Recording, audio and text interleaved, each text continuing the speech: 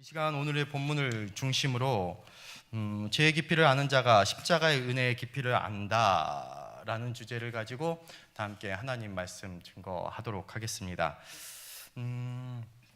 여러분, 세월호 사건이 일어난 지 5년이 되었습니다. 그래서 저번 달에 그 5주기로 여러 가지 전국구로 많이 행사가 일어났고 그것을 기념하고 기억하는 일이 일어났습니다.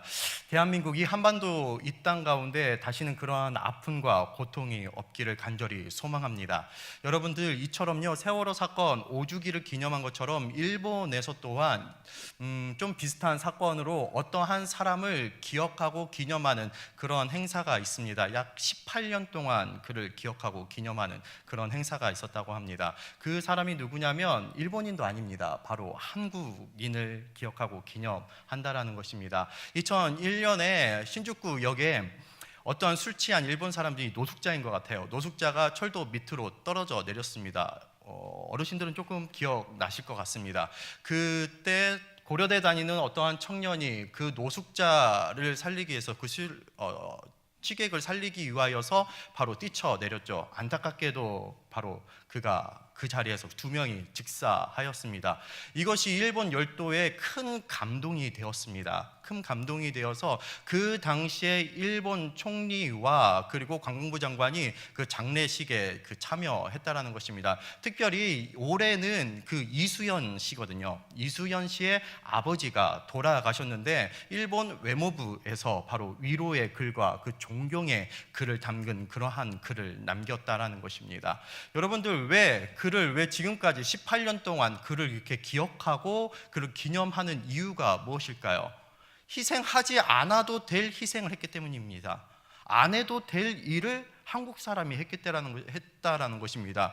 일본 사람입니다. 그리고 노숙자입니다. 일본 사람들은, 옆에 있었던 일본 사람들은 그냥 가만히 있었습니다. 그렇지만 한국인인 이수연 씨가 뛰쳐내려서 바로 그를 살리고자 나갔더니 바로 일본 열도가 이를 감동하여서 18년 동안 그를 기념하였고 지금도 기억하고 있다라는 것입니다. 바로 희생하지 않아도 될 일, 하지 않아도 될 일 때문에 일본의 열도가 감동했다라는 것입니다. 여러분, 오늘의 본문에 보면요, 바로 히브리파 유대인으로 이방인에게 처음으로 복음을 증거하는 그러한 장면이 나온다라는 것입니다. 바로 히브리파 유대인 베드로가 처음으로 바로 이방인에게 복음을 증거를 하는데, 이때 처음으로 말하는 것이 바로 예수 그리스도, 희생하지 않아도 될 분에 대해서, 인류를 향하여서, 인간을 향하여서 하지 않아도 될 일들에 대하여서 바로 그 복음에 대해서 이야기를 한다라는 것입니다. 바로 십자가에 대해서, 그리고 부활 사건에 대해서, 그리고 성령에 대해서, 그리고 세례를 베품에 대해서 이야기하는 내용이 바로 오늘의 본문의 내용이라는 것입니다. 잠깐 도표로 보고 설명하면 좋겠습니다. 전체적으로 보여주시면 안 될까요? 네, 그냥 보도록 하겠습니다.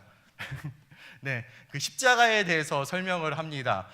그를 그들이 나무에 달아 죽였으나 39절에 나와 있습니다. 그리고 부활에 대해서 이야기를 하고 있죠. 네, 하나님이 사흘 만에 다시 살리사 40절에 나와 있습니다. 그리고 성령 받으심에 대해서 나와 있습니다. 성령이 말씀을 듣는 모든 사람에게 내려오시니 바로 44절에 나와 있습니다. 그리고 세례에 대해서 나와 있습니다. 성령을 받으나 누가 능히 물로 세례를 베품을 금하리요 라고 47절에 나와 있습니다. 바로 이방인들에게 복음을 증거했을 때 바로 예수 그리스도의 죽으심과 그리고 그의 다시 살아나심, 부활에 대해서, 그리고 성령 받음, 그리고 세례를 베품에 대해서 나와 있다는 것입니다. 한번 차근차근 한번 살펴보도록 하겠습니다. 십자가, 여러분들 십자가를 생각하면, 49절에 나와 있는 십자가를 생각을 하면 여러분들 어떠한 생각이 듭니까? 여러분들, 십자가의 은혜의 깊이를 아는 사람은요, 바로 나의 죄의 깊이에 대해서 아는 사람이라는 것입니다. 여러분, 십자가의 은혜의 깊이 얼마만큼 알고 있습니까?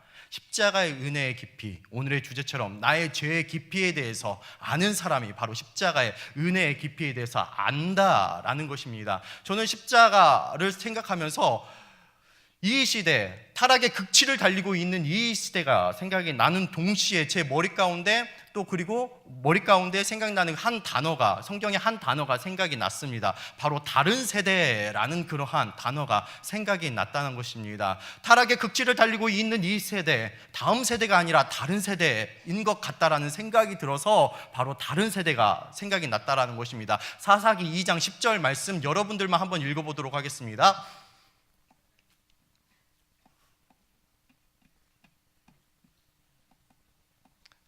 사사기 여러분들만 읽어보겠습니다. 시작.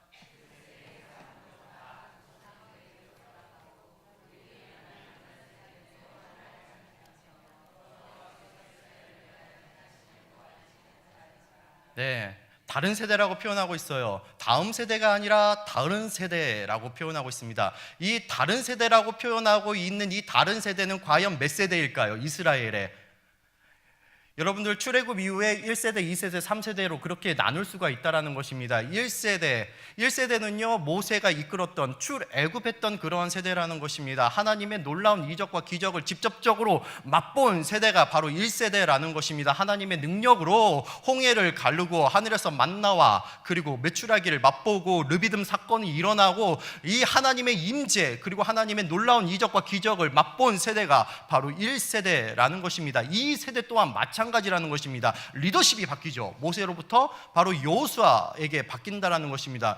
여호수아 그 2세대 또한 마찬가지입니다. 하나님의 놀라운 이적과 기적을 맛본 세대라는 것입니다. 하나님의 놀라운 능력으로 요단강을 건너고 여리고성을 무너뜨리고요. 그리고 하나님께서 약속해 주신 그 가나안 땅을 완전히 정복한 세대가 바로 제 2세대라는 것입니다. 그러면 제 3세대는 하나님께서 약속해 주신 그 가나안 땅에 완전히 정착한 세대가 바로 제 3세대라는 것입니다. 여기 다른 세대라고 이야기하는 것은 제 1세대, 2세대를 이야기하는 것이 아니라 바로 제 3세대를 이야기한다라는 것입니다. 다음 세대라고 표현하고 있지 않습니다. 다른 세대라고 표현하고 있습니다. 왜 다른 세대라고 표현하고 있을까요?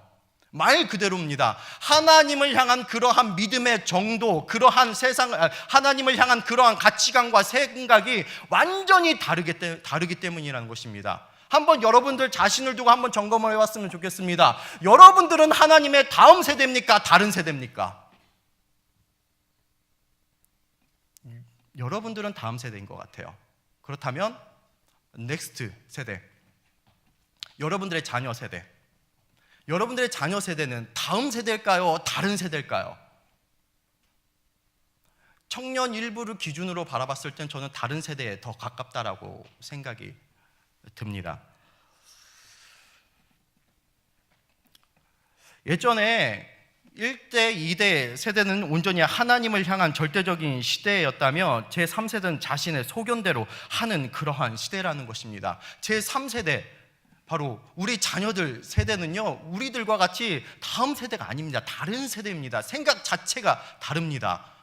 믿음의 정도가 다르다는 것입니다. 동성애를 점점 옹호하고 있고요, 낙태법이 당연히 통과되는 줄 안다라는 것입니다. 우리의 세대보다 타락의 극치를 달리고 있는 그런 세대입니다. 한 샘플을 한번 들어볼까요? 승리의 버니선 사건을 한번 기억해 보시기 바랍니다. 어떠한 청년이 저한테 그렇게 이야기하더라고요. 목사님, 강남클럽에게는 그 강남클럽에서는 당연히 있었던 그러한 문화예요. 오래전부터 있었던 그런 문화예요 라고 그렇게 이야기를 하더라고요. 가서 물뽕을 맞고 성관계를 맺고 그것을 영상으로 촬영을 해서 그것을 기념물로 갖는 것, 그것이 하나의 문화. 이게 강남의 클럽만의 국한적인 이야기일까요? 우리의 자녀, 다른 세대의 이야기일 수가 있다라는 것입니다. 이렇게요 우리의 다른 생각과 하나님을 향한 다르한 믿음들이 바로 예수 그리스도를 지금 현재적으로 십자가에 못 박고 있다라는 것입니다.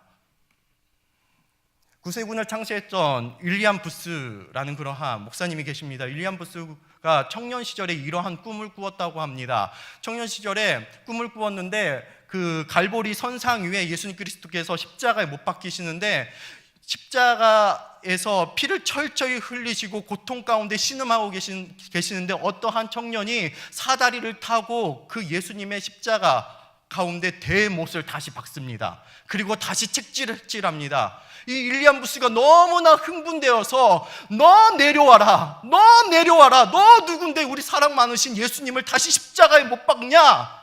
라고 그렇게 외쳤다는 것입니다. 이때 윌리엄부스가 깜짝 놀랐다고 합니다. 그 청년이 뒤를 돌아봤는데 바로 자기였다는 것입니다. 여러분들, 혹 우리의 가치관이, 우리의 다른 그러한 생각들이, 우리의 다른 믿음의 정도가 예수 그리스도를 다시 십자가에 못 박고 있는 것은 아닌지 한번 점검해 봤으면 좋겠습니다. 십자가에 대해서 바로 베드로가 이방인 고넬료에게 바로 증거했습니다. 그리고 부활에 대해서 이야기를 했다라는 것입니다. 40절 말씀 여러분들만 한번 읽어보도록 하겠습니다. 이 성경만 읽어보겠습니다. 40절 말씀 그냥 성경책 찾아보도록 읽겠습니다. 시작.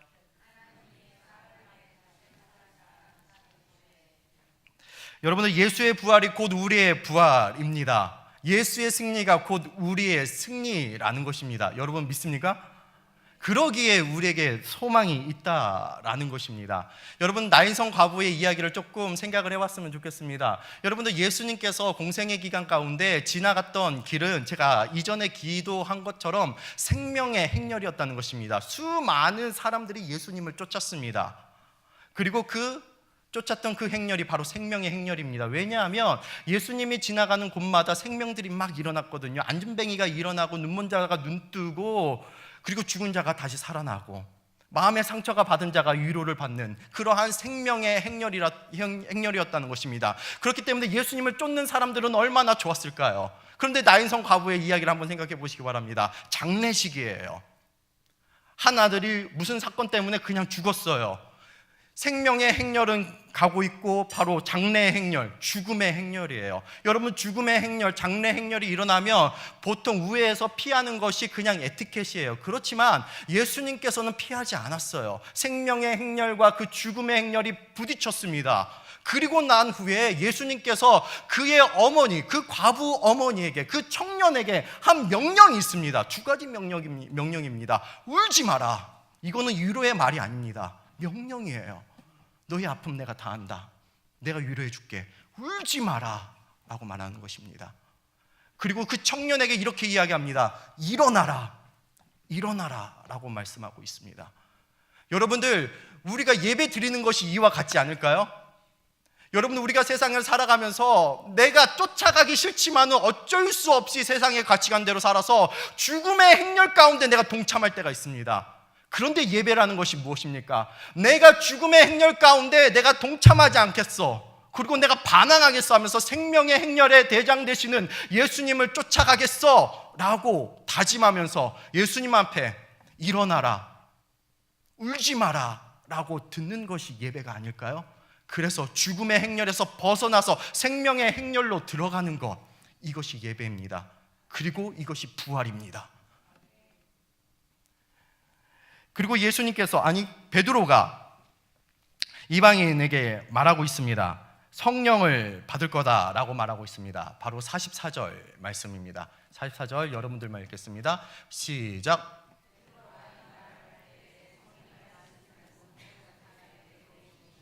베드로가요, 고넬료에게 바로 십자가에 대해서 이야기하고 부활에 대해서 이야기했더니 갑자기 말씀을 듣는 이들에게 성령이 임했다라는 것입니다. 여러분들, 누구에게 성령이 임한 걸까요? 말씀을 듣는 사람들에게 바로 성령이 임한다라는 것입니다. 여러분들, 혹시 여러분들의 상황 가운데 여러분들 어떤 형편 때문에 하나님의 말씀을 들어도 어떻게 납득이 되지 않고 이해가 되지 않을 때가 있다는 것입니다. 여러분들, 그럴 때 어떻게 하십니까? 여러분, 성경은요, 하나님의 말씀은요, 납득의 책이 아니에요. 이해의 책이 아니에요. 순종의 책이라는 것입니다. 여러분들이 비록 납득되지 않고 이해되지 않을지라도 순종으로서 여러분 받아두시기 바랍니다. 제가 이전에도 이야기한 것처럼 신앙의 싸움은요, 이 하나님의 말씀을 얼마만큼 담아두느냐의 싸움이에요. 내가 지금 이 순간에 이해되지 않아요. 납득되지 않아요. 그럼에도 불구하고 여러분들 하나님의 말씀을 담아두시기 바랍니다. 예수님의 공생의 사건 때 예수님께서 제자들에게 내가 대제사장들과 장로들에게 잡혀서 십자가에 못 박혀 죽고 그리고 부활할 거야 라고 대해서 이야기합니다. 그리고 이것을 담아두어라 라고 이야기합니다. 모든 제자들은 담아두지 않았어요. 근데 담아두었던 제자들은 바로 첫 부활의 증인이 되었다는 것입니다. 여러분들, 하나님의 말씀이 비록 이해되지 않고 납득되지 않을지라도 여러분들 하나님의 말씀을 담아두는 여러분들 되시기 바랍니다. 여러분들 영혼의 데이터베이스 가운데 하나님의 말씀을 계속 축적하시길 바랍니다. 그럴 때 이 말씀이요, 여러분들의 무기가 돼요. 여러분들의 칼이 돼요. 영적 싸움에서 승리하게 돼요. 하나님의 말씀을 얼마만큼 담아두느냐가 바로 나의 영적인 싸움이라는 것입니다. 그리고 네 번째, 세례에 대해서 이야기하고 있습니다. 47절 말씀을 읽어보도록 하겠습니다. 시작.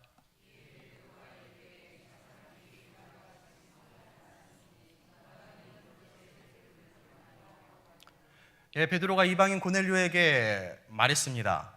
그 십자가에 대해서, 부활에 대해서 말씀을 들었더니 성령이 임하였습니다. 그리고 내가 어찌 세례를 베품이 그 말이요 라고 그렇게 말하면서 세례를 주었다는 것입니다. 여기 있는 모든 분들은 거의 99%가 세례를 받으신 것 같습니다. 여러분, 세례라는 것이 무엇입니까? 내가 이전에 옛사람의 삶을 벗어버리고 바로 예수 그리스도 안에서 바로 새 삶을 살아가겠다라고 많은 공인들 앞에서, 많은 사람들 앞에서 새 삶을 살아가겠다고 공포하는 것이 바로 세례라는 것입니다. 즉, 나는 죽고 예수로 살겠다는 것입니다. 이게 세례라는 것입니다. 여러분들, 근본적으로 세례에 대해서 더욱더 구체적으로 알려면 세례, 맨 처음에 있었던 그 세례에 대해서 우리가 좀 알 필요가 있다는 것입니다. 고린도전서 10장 1절부터 2절 말씀 한번 읽어보도록 하겠습니다. 시작.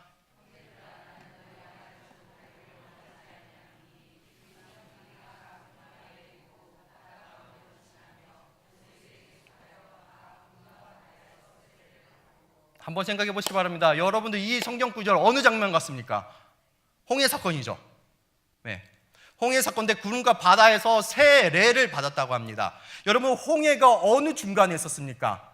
왼쪽에는 이집트가 있었습니다. 그리고 오른쪽에는 하나님께서 약속해 주시는 그 가나안 땅이 있었다라는 것입니다. 즉, 홍해 사건을 통하여서 세례를 받았다라는 것은 그 세상의 삶, 이집트의 삶을 버리고 가나안 땅, 그 광야의 삶으로 들어가는 거잖아요. 그 광야의 삶, 척박해요, 힘들어요, 추워요, 먹을 거 없어요. 그럼에도 불구하고 하나님과 동행하는 삶을 선택하겠다라고 하는 것이 바로 세례라는 것입니다. 이집트와 같은 그 세상을 완전히 버리고 내 삶이 비록 척박하고 내 삶이 힘들지라도 주와 동행하는 그 가나안 땅에 내가 들어가겠다라는 것이 바로 세례라는 것입니다. 바로 우리의 소속감이 세상이 아니라 하나님께 있다라는 것을 내가 고백하는 것이 바로 세례입니다. 여러분, 대학가에서는 연대, 고대, 영고전이 있습니다. 그리고 고연전이 있습니다. 여러분들이 만약에 경기에 응원 가운데 있으면 여러분들 누구를 응원할 것 같습니까? 고려돼요? 저는 누구를 응원할까요? 아무도 응원 안 해요. 왜 그럴까요? 저는 연대도 나오지 않았고 고대도 나오지 않았거든요. 네.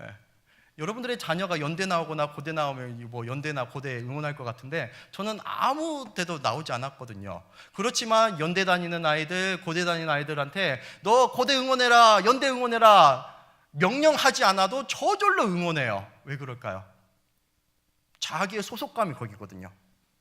자기의 소속감이 그 대학이거든요. 예. 여러분들은 누구를 응원하고 있습니까? 누구를 바라보고 있습니까?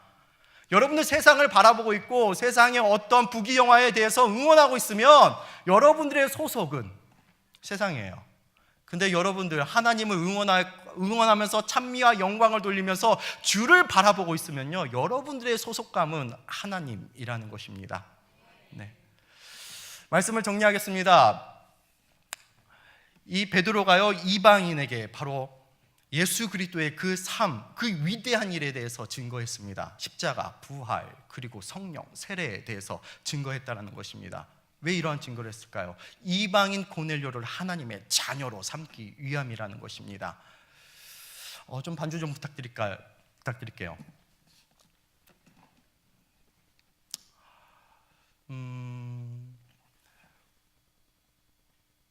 다시 한번 십자가를 생각해 봤으면 좋겠습니다. 예수 그리스도의 가장 위대한 일이죠. 그 십자가를 한번 생각해 봤으면 좋겠습니다. 그 고난 주간 때 우리 청년 일부 설교하기 상당히 어렵거든요. 어떻게 보면은 다음 세대가 아니라 좀 다른 세대와 섞여 있기 때문에 조금 어려워요. 그래서 십자가에 대해서 너무나 증거하고 싶었어요. 어떻게 하면 와닿게, 추상적으로가 아니라 어떻게 하면 와닿게 그렇게 전달할까라고 고민하면서 기도했어요. 그런데 저한테 들려오는 어떤 한 이야기가 있었습니다. 그 이야기가 무엇이냐면 어떤 청년부를 담당하고 있었던 목사님이 계셨습니다. 그 목사님께서 그 청년들을 식사를 초대하기 위해서 자기 집으로 다 초대했다라고 이야기합니다. 그런데 청년들이 그 목사님이 과거에 어떻게 살았는지에 대해서 궁금했는지 그 목사님의 앨범을 다 보는 거예요.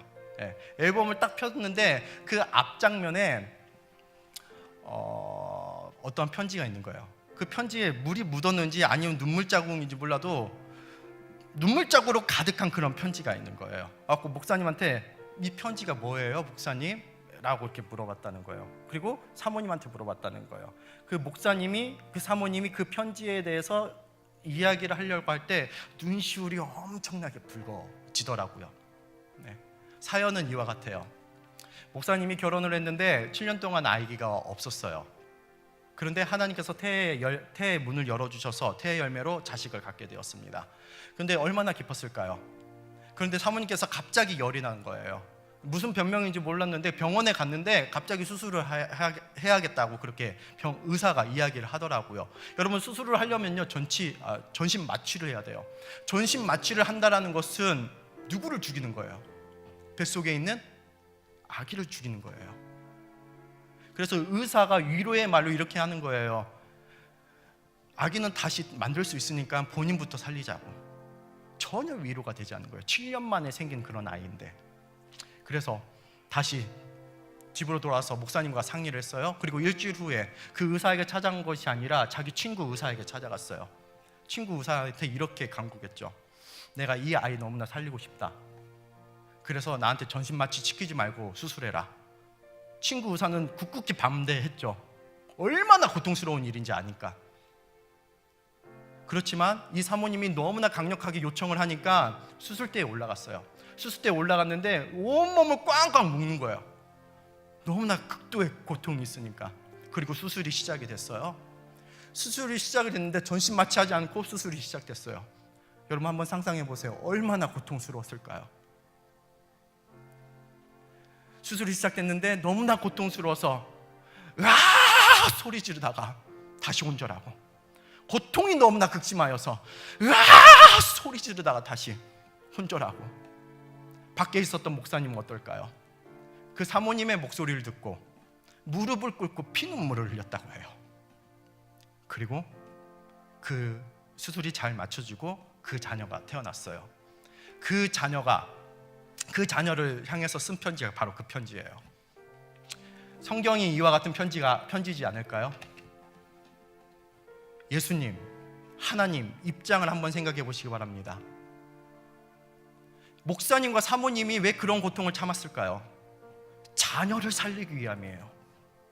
예수님께서 왜 십자가의 고통을 그렇게 참았을까요? 극도로 타락 가운데 달리고 있는 우리를 살리기 위해서요. 지옥에 갈 수밖에 없는 우리의 운명인데 천국의 자녀로서, 하나님의 자녀로서 삼아주시기 위해서 예수 그리스도께서 참으시고 하늘에서 하나님께서 그렇게 피눈물을 흘리셨다라는 거예요. 나를 살리기 위해서, 나를 자녀로 삼아주시기 위해서라는 겁니다. 여러분들 고난주간만 십자가에서 묵상하지 말고 나를 살리기 위한 그 예수 그리스도의 그 십자가의 공로를 날마다 묵상함으로 내가 하나님의 자녀, 세상의 자녀가 아니라 내 소속은 하나님임을 여러분들 아는 여러분들 되시기 바랍니다.